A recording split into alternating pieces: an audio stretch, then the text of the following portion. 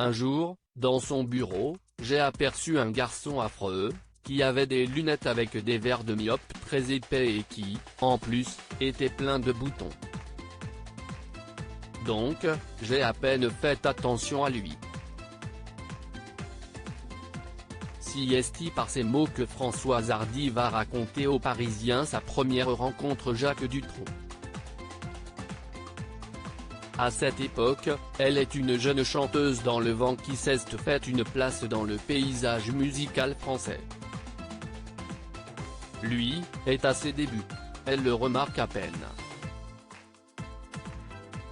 Un an plus tard, la carrière du binoclard boutonneux explose et il devient un artiste incontournable avec le succès de son titre Et moi, et moi, et moi. Physiquement, il a beaucoup changé. Ils se recroisent en 1967 à l'occasion d'une collaboration artistique, le coup de foudre est immédiat. En 1981, est le mariage sous le soleil de Corse.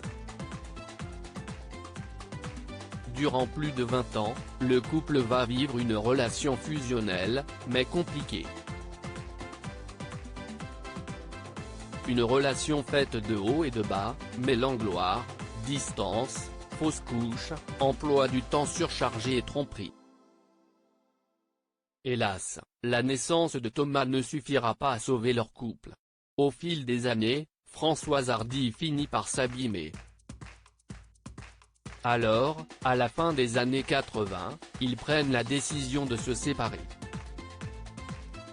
Sans cri, ni colère. Ils resteront toujours amis. Françoise Hardy et Jacques Dutronc sont-ils toujours en contact? Séparés, mais jamais divorcés, ils restent l'un des couples français les plus mythiques. D'ailleurs, Françoise Hardy a révélé qu'il était toujours lié.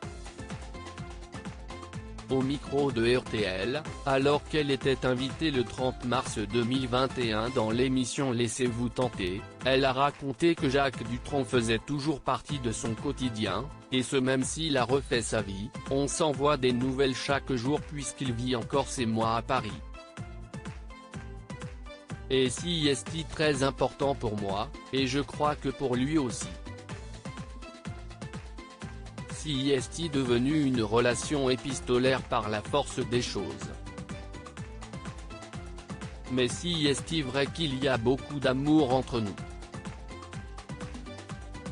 Ce n'est pas, évidemment, l'amour de nos 25 ans, si est différent mais si est un amour extrêmement important. Jacques a été l'homme de ma vie et il l'est toujours.